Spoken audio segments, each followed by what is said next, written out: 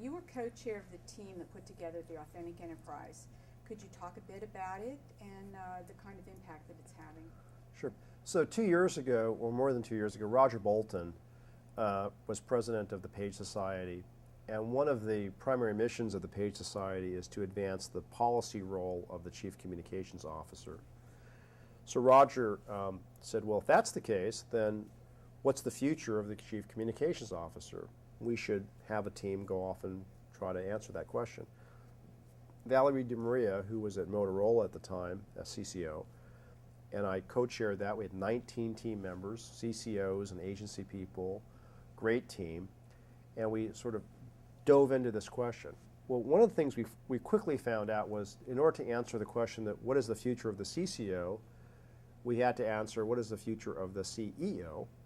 So we had a firm go off and interview. It turned out to be a little over 30 CEOs.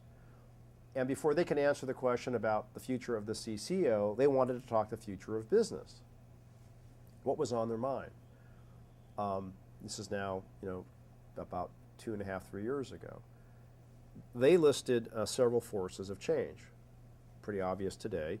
One is the digital network revolution. And from a CEO's standpoint, they said it used to be just the press, either playing offense, like let's get our word out, but then also defense. We just used to have to worry about the press. But now somebody over here we've never heard of has this powerful megaphone called the internet. They're on it for like nothing, and people are actually paying attention to them. How are we going to respond to this new world? So the diffusion of media, mostly because of the digital commons emerging, was one. Second was expectations of corporations are changing. Perhaps there was a day when a corporation was expected to produce good product, make money, and not break the law. But now the CEO is saying, I got to worry about the environment, I got to worry about my supply chain, I got to worry about how I treat my people, I've got to worry about all these things. That coupled with the prior concern, the CEO is saying, all these stakeholders are exerting influence on us, but by the way, maybe we should take advantage of that, but I don't know how to do that. The third was globalization.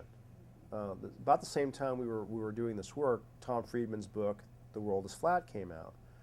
And rather than being a screed about jobs moving to India, it was a very thoughtful, it changed the dialogue, or at least in the United States, that globalization is going to have profound implications, good and bad, and we better figure this one out. So the CEOs were citing those three drivers of change. We then asked the CEOs, and then we subsequently did a lot of thinking about this. So what are the implications of all of this to the CCO who reports to you? And the CEOs, by and large, said, well, one, we need somebody to figure out how to have relationships across multiple stakeholders. Today, we manage the government here, the press over here, universities there, employees over here, customers differently. But they're all talking to each other now on the net. They all have the same knowledge, so we can't segment them and segment messages. They all know the same thing. How do we get hold of this thing and use it to our advantage? CCOs could help. Secondly, they said, help us figure out this new world of digital, gain mastery of it. Someone's going to. CCO could take a stab at it. Third, and this was wonderful to hear, values will be very, very important again. And I need help to define values or reaffirm them and then get everyone to live them. Why? Because of this incredibly transparent world that we're in, the only way that we can be sure that whatever the world sees, mostly through our people, they're going to like what they see.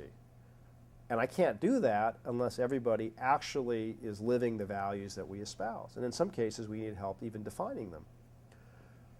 Well, to me, so we wrote all that up in the paper and published it. We call it the Authentic Enterprise deliberately.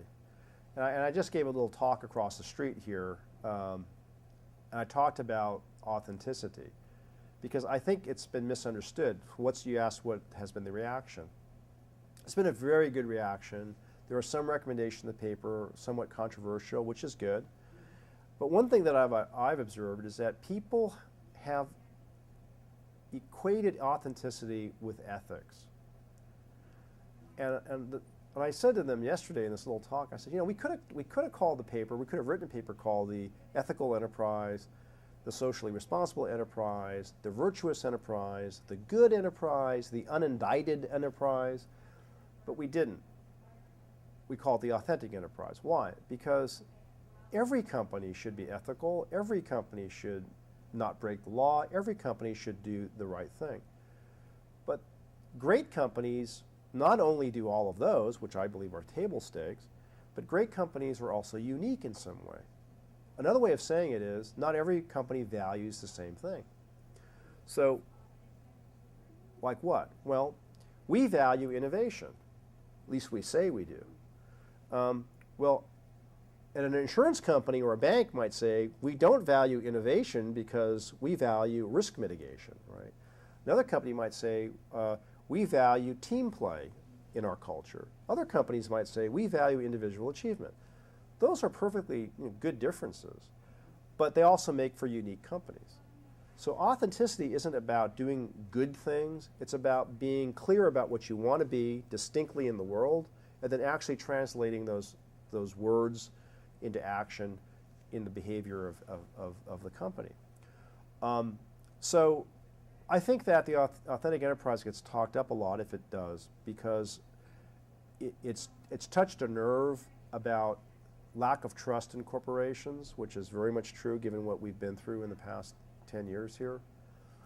It also speaks to the change that's required for us to navigate and capitalize on the new digital commons, which is very controversial. In some ways it means loss of control. We think about it, I mean, we write the speeches, we write talking points, we monitor interviews, we talk to reporters. No one else is authorized to talk to the press. The authorized spokesperson used to mean something. Well, the declining circulation of newspapers and the declining effect of primetime television, we go with it. If people aren't reading just Business Week, Forbes, Fortune, the New York Times, and so forth, and they're getting more information and influence from other places, we better map ourselves to that too. But it also means that we can't control what a blogger writes or thinks, and we one day will not be able to control, in our case, 400,000 employees all expressing a point of view to the world.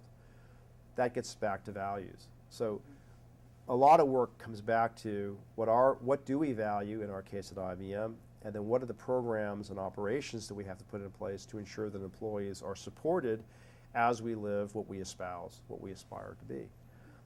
I do think that this represents an expansion of the CCO's role and an expansion of public relations, but we do have to adopt and adapt new ways of doing things.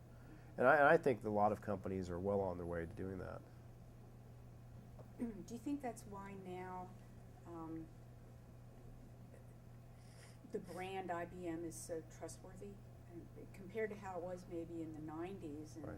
and how it is not now? Is it the result of all the work from the employees up? Yeah, we have the data on it, and the reason why IBM's brand is respected and trusted, as you say, is because of our transformation. Not just once, but the ability of a company to reinvent itself. We'll be 100 years old in 2 years. And unlike a company that's 100 years old that pulls oil out of the ground or makes cars or does banking, cars by and large are still four-wheeled internal combustion engine things, right? I mean, Henry Ford would come back and recognize the basics of a car. J.P. Morgan would come back and recognize what, he may not approve, but he would recognize what a bank is supposed to do. And an oil company, John Rockefeller would recognize an oil company for sure, largely unchanged. But Tom Watson Sr. would not recognize what we produce. I would like him to say, I absolutely recognize the IBM company, and it's the same company, because he put into motion a company that was never defined by the products we make. And I think that's hard to do. We nearly died because once we forgot how to do that. but I think one of the reasons why we're trusted today and admired is the ability to keep ahead of changing times.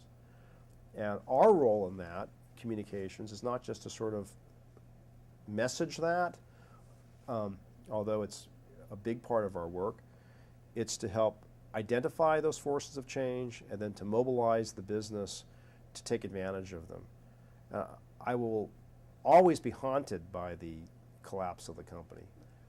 And I have much more appreciation for my parents, who are children of the Depression, about, they don't believe in credit cards, they believe in cash. And I'm like, the world's changed, Mom, Dad, you can trust those things.